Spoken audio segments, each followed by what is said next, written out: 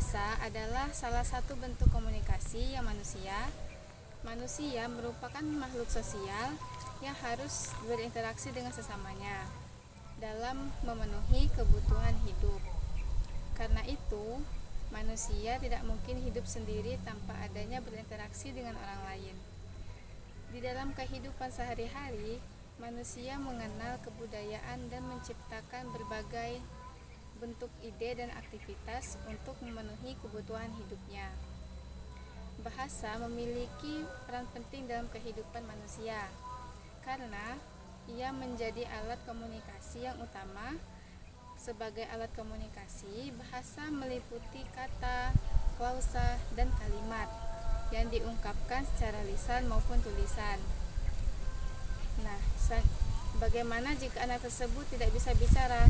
Maka bisa menggunakan bahasa isyarat seperti halo, terima kasih, sama-sama, selamat jalan, selamat ulang tahun, dan lain sebagainya. Selanjutnya adalah komponen bahasa. Komponen bahasa yang pertama adalah morfologi. Morfologi adalah ilmu yang mempelajari tentang proses pembentukannya kata, misalnya penciptaan kosakata. Yang kedua, sintaksis. Sintaksis adalah ilmu yang mengatur struktur internal kalimat, misalnya prosa, klausa, dan kalimat. Yang ketiga, kronologi. Kronologi adalah ilmu yang mempelajari bunyi-bunyi dalam suara. Bunyi yang dimaksud adalah bunyi yang dihasilkan oleh alat ucap manusia. Yang keempat, semantik. Semantik adalah ilmu yang membahas mengenai makna yang terkandung dalam bahasa, baik dalam tingkah prosa, klausa, dan kalimat. Yang kelima, ada pragmatik. Pragmatik adalah ilmu perkembangan ilmu komunikasi anak yang sesungguhnya yang sudah dimulai sejak dini. Pertama-tama dari tangisannya bila bayi merasa tidak nyaman, misalnya karena lapar atau karena popok yang basah. Selanjutnya adalah bahasa sebagai warisan biologis. Bahasa sebagai warisan biologis adalah bahasa yang diturunkan dari orang tuanya.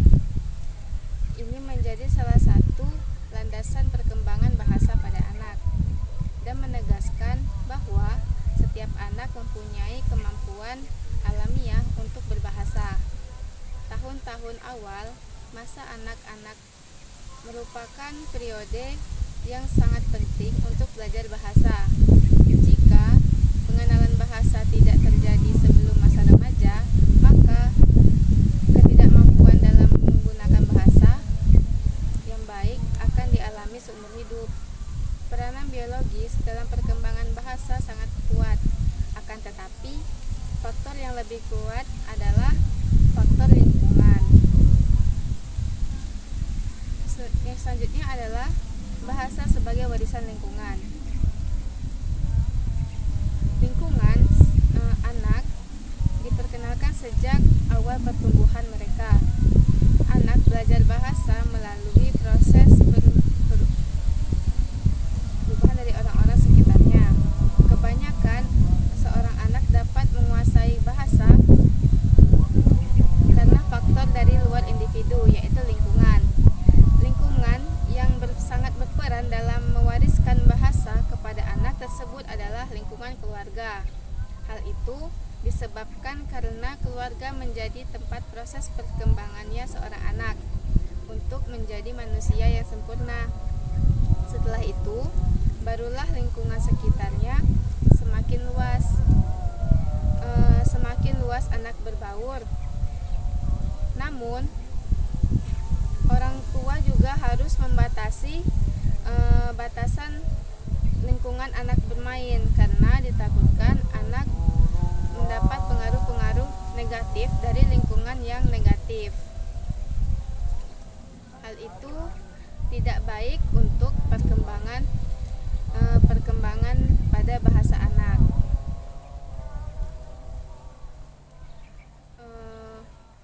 Selanjutnya adalah peran kognisi dalam perkembangan bahasa.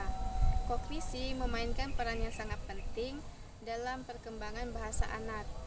Proses kognisi ini seperti pemahaman, pengingatan, perhatian, dan pemecahan masalah. Ini memungkinkan manusia untuk belajar dan menggunakan bahasa dengan cara yang kompleks. Yang pertama, pemahaman bahasa. Proses kognitif memungkinkan manusia untuk memahami struktur bahasa, termasuk kosakata, tata bahasa, dan arti kata-kata. Yang kedua, perkembangan kosakata. Biasanya, anak-anak menggunakan kognisi mereka untuk mengaitkan kata-kata dengan aspek, tindakan, atau konsep dalam lingkungan mereka. Yang ketiga, pemrosesan grammar. Proses kognitif memungkinkan manusia untuk memahami dan menggunakan struktur atau tata bahasa yang baik dan benar. Baiklah, sekian penyampaian materi dari saya. Selanjutnya akan dilanjutkan dengan rekan saya Sela Diandana. Nah, selanjutnya itu ada peran kognisi. Yang keempat itu ada pengembangan keterampilan berbicara. Nah, proses kognitif ini memungkinkan manusia untuk merencanakan urutan kata dan menghasilkan ucapan yang koheren dan bermakna. Kemudian yang kelima itu ada kemampuan berpikir abstrak. Nah, kognisi juga memungkinkan manusia untuk mengembangkan pemahaman abstrak yang penting dalam menggunakan bahasa untuk menyampaikan ide-ide kompleks seperti konsep filosofis, ilmiah, dan artistik. Nah, materi selanjutnya itu ada tahapan perkembangan bahasa anak. Nah, tahapan-tahapan umum perkembangan kemampuan berbahasa anak atau refleksi vocalization. Nah, pada usia 0 sampai 3 minggu, bayi akan mengeluarkan suara tangisan yang masih berupa refleks. Nah, jadi bayi menangis bukan karena ia memang ingin menangis, tetapi hal tersebut dilakukan tanpa ia sadari. Nah, kemudian itu ada yang namanya babbling. Nah, babbling ini terjadi pada usia lebih dari 3 minggu. Ketika bayi merasa lapar atau tidak nyaman, ia akan mengeluarkan suara tangisan. Kemudian ada yang namanya lailing. Nah, ini terjadi pada usia 3 minggu sampai 2 bulan. Mulai terdengar suara-suara namun belum jelas. Nah, bayi mulai dapat mendengar pada usia 2 sampai 6 bulan. Sehingga ia mulai dapat mengucapkan kata dan suku kata yang diulang-ulang seperti mama, papa, baba, dan yang lain-lain. Nah, kemudian ada yang namanya ekolalia. Pada tahap ini, pada saat bayi mengusia 10 bulan, ia meniru suara-suara pada lingkungannya. Nah, yang keempat itu ada true speech. Nah, bayi mulai dapat berbicara dengan benar saat usianya sekitar 18 bulan atau biasa disebut dengan batita, bawah 3 tahun. Nah, yang kedua itu ada tahapan perkembangan bahasa anak menurut beberapa ahli. Yang pertama menurut Lanstin, perkembangan bahasa dibagi menjadi 3 tahap. Yang pertama, tahap pralinguistik. Nah, pada tahap ini usia 0 sampai 3 bulan. Umumnya suara berasal dari dalam dan tenggorokan. Nah, pada usia 3 sampai 12 bulan suara itu terjadi di langit-langit mulut. Nah, yang kedua itu ada tahap protolinguistik yang terjadi pada usia 12 bulan sampai 2 tahun.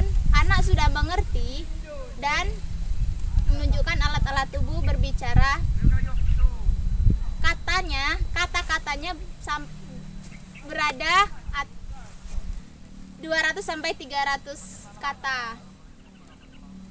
Nah, yang ketiga ini perkembangan bahasa sudah cukup kompleks dan perkembangan bahasanya mencapai 3.000 kata.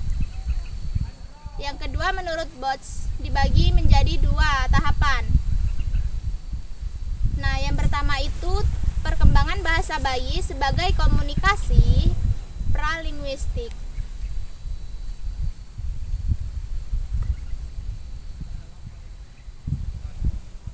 Nah, pada tahap ini terjadi pada usia 0 sampai 3 bulan dari periode lahir sampai akhir tahun pertama.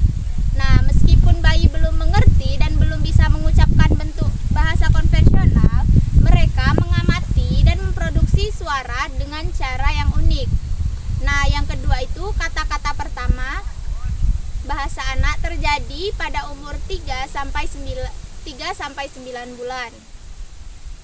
Salah satu perkembangan bahasa utama yaitu pengucapan kata-kata pertama yang terjadi pada akhir tahun pertama, berlanjut sampai 1 sampai setengah tahun, sampai perkembangan kosakata berkembang secara cepat, yaitu dimulai dengan pembentukan kalimat awal. Nah, yang ketiga, perkembangan kosakata yang cepat atau pembentukan kalimat awal. Ini terjadi pada usia 8 sampai 19 bulan. Bentuk kata pertama menjadi banyak dan ia memulai memproduksi kalimat. Dengan semakin berkembangnya bahasa anak, anak mulai berbicara yang tersimpan di memorinya. Yang keempat, dari percakapan bayi menjadi registrasi anak prasekolah. Menyerupai bahasa orang dewasa ini terjadi pada umur 18 bulan sampai 36 bulan. Nah, anak dengan mobilitas yang meningkat memiliki akses ke jaringan sosial yang lebih luas dan perkembangan kognitif menjadi semakin dalam. Nah, anak tersebut mulai berpikir konseptual, mengkategorikan benda, orang, dan peristiwa-peristiwa, serta dapat menyelesaikan masalah fisik. Nah, yang selanjutnya itu ada implikasi terhadap belajar mengajar. Nah, implikasi belajar mengajar anak ini dari segi pendidikan sangat penting terhadap penyelenggaraan pendidikan. Karena perkembangan bahasa adalah proses alamiah yang difasilitasi oleh kesempatan-kesempatan memanfaatkan bahasa dan aktivitasnya sehari-hari. Nah, para guru ini dapat menginstruksikan kepada para siswa untuk mengekspresikan dirinya secara verbal dan dalam bentuk tulisan ketika mereka memecahkan persoalan dan menyelesaikan tugas-tugas akademik. Jadi, perkembangan bahasa sangat penting dalam penyelenggaraan proses pendidikan sekolah. Perkembangan bahasa sangat penting karena melalui bahasa anak dapat mengekspresikan pikiran sehingga orang lain memahaminya dan menciptakan suatu hubungan sosial. Jadi, perkembangan bahasa ini sangat penting dan dianggap sebagai salah satu indikator kesuksesan seorang anak. Terima kasih, itulah penjelasan materi dari saya. Baiklah, itulah penjelasan materi dari kami. Jika ada salah kami mohon maaf, pada Allah kami mohon ampun. Wabillahi taufiq wal hidayah. Wassalamualaikum warahmatullahi wabarakatuh.